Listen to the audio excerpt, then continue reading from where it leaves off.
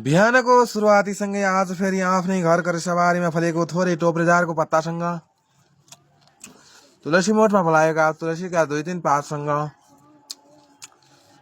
आफ्नै घर वरपर तलमाथि जङ्गलमा फलाएका अर्ग्यानिक कडिपत्ताको 1-2 पातसँग वनबाट लिएर आएको थोरै सानो बोधोको टुक्रो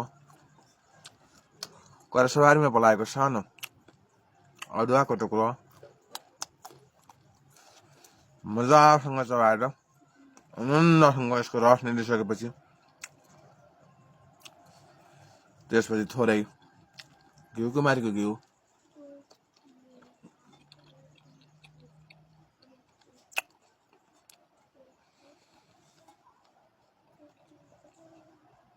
मजासँग खाएर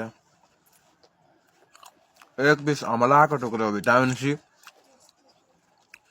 घाममा बसेर सूर्यको किरण भिटामिन डी सँगै आजको दिनको सुरुवात कस्तो लाग्यो तपाईहरुलाई? यसरी मजासँग अमलालाई सबैलाई एकदम लिटोनी गरी पिइसकेपछि झरनाको मनतातो पानी खाएर बिहानको खाली पेटमा दिनको सुरुवात गरेर यसरी घाममा बसेर घामका किरणसँगै आनन्दसँग दिनको सुरुवात गर्यो भने कस्तो हुन्छ?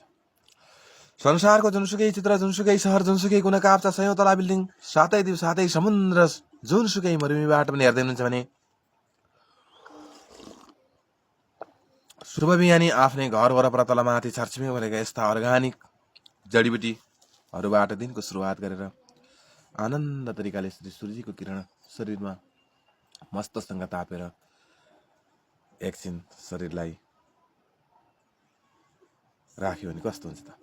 तपाईहरु संसारको जुनसुकै ठाउँबाट जुनसुकै क्षेत्रबाट हेर्दै हुनुहुन्छ प्लिज एकचोटि पक्कै पनि यस भिडियोलाई नमन गरिदिनु होला। जहाँबाट हेरे पनि दिनको सुरुवातीसँगै आफ्नै घर वरपर फलेका यस्ता अर्ग्यानिक चिजहरूबाट सुरु गरौँ। स्वास्थ्य जीवन सुखी जीवन भन्ने नाराका साथ संसार भरिरहेका तपाईहरुलाई यस्ता भिडियोहरुमा सम्प्रेषण गर्दै आइरहेको छु। प्लिज मन पराइदिनु भएको छ, धन्यवाद छ। फेरि पनि मन पराइदिनु होला।